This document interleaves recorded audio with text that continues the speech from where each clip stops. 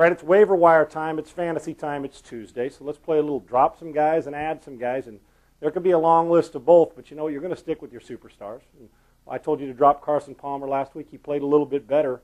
The question is, are they going to get better, or are they going to continue to flounder around? That's something you still have to deal with. If you benched him last week, are you ready to still start him? Brian Greasy, if you had him, he put up good numbers, but also threw 3 picks and hurt you in your fantasy game.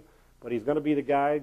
John Gruden falls in love with quarterbacks every other week, but as long as Greasy gets wins, he's going to be the quarterback. So he may be a guy that you have on your roster, but don't expect 400-yard performances every week. A guy that I think you need to drop, and this is hard for me to say because I'm a fan, and I think that he played special last year, but hasn't backed it up this year, and that's Derek Anderson, the quarterback of the Cleveland Browns. He's not putting up Pro Bowl numbers, more interceptions than touchdowns, and we're looking at this offense, and I'm saying, are they going to get better? And if he doesn't get better already, Brady Quinn is starting to get more snaps now this week at practice. He will. And if they lose 2 more in a row, Brady Quinn will be the starter, and that's why they drafted him. And Derek Anderson may never get the job back, even after signing that contract in the offseason.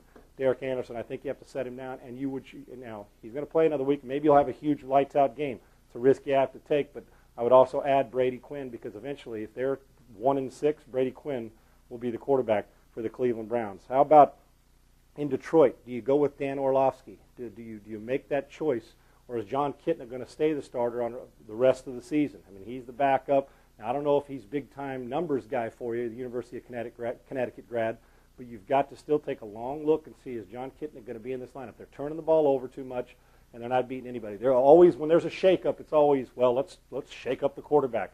So that may happen, even though Kitna can be a big numbers guy. If he's your starter, you've got to look long and hard the next couple weeks and see, will he remain the starter? So you might want to add Orlovsky as his backup. Just checking. You just might want to look into that and keep an eye on the Detroit Lions, who are very bad. How about a couple wide receivers? Antonio Bryant, big weekend this past weekend. And, here's a guy who's been so talented but just can't seem to stick with somebody because the guy can play.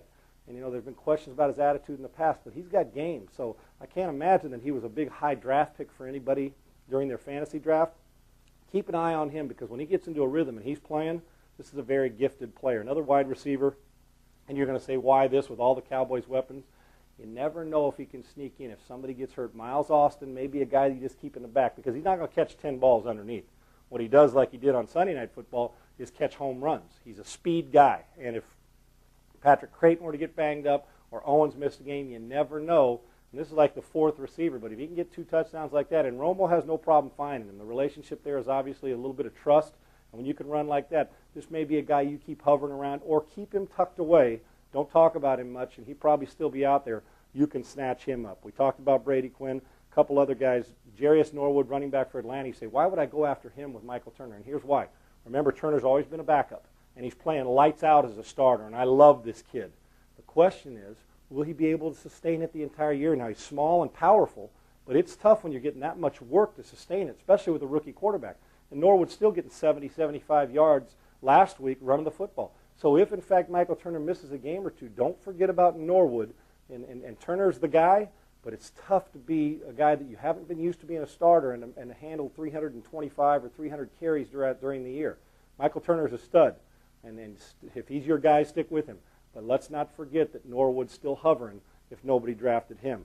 There's another kid, two more running backs. LaRon McClain of the Baltimore Ravens, with McGahee playing and hurt, but McClain getting you some touchdowns down there, scores a couple more.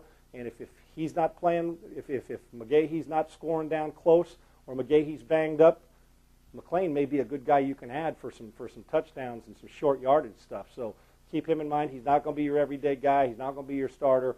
But you know what? When somebody gets hurt, he still has a pretty good nose for the end zone, which is nice. And another kid, and I'm sure you drafted Edgerrin James before him, but Richmond had a 5th-round draft pick that went to the Arizona Cardinals, and Tim Hightower, and they love him in Arizona. They love him. So if you have a keeper league or depending on what league you're in, I would not turn my back on Tim Hightower because he will continue to get more work and more work and more work. Edge is their guy, but I'm going to tell you what, eventually Tim Hightower will be that guy. He's a rookie with fresh legs, and they will continue to feed him the football. And Ken Wisenhunt, their head coach, just wants to play who gives them the most production. Arizona likes to throw it, but Hightower, because he wasn't a 4-2, 4-3 guy, gets drafted in the 5th round, went to Richmond. I'm telling you, this guy can play, and Arizona knows it. It would be a pretty good ad if you put him on your football team. And then finally, you might want to add Steve Slayton. Now, the question of Steve Slayton, the running back for the Texans, who are not playing well, you may want to add him. He rushed for a $120, and the question on him in college was, is he tough enough? Can he handle it? Does he have guts and tough enough to handle this? And people questioned his toughness in college at West Virginia.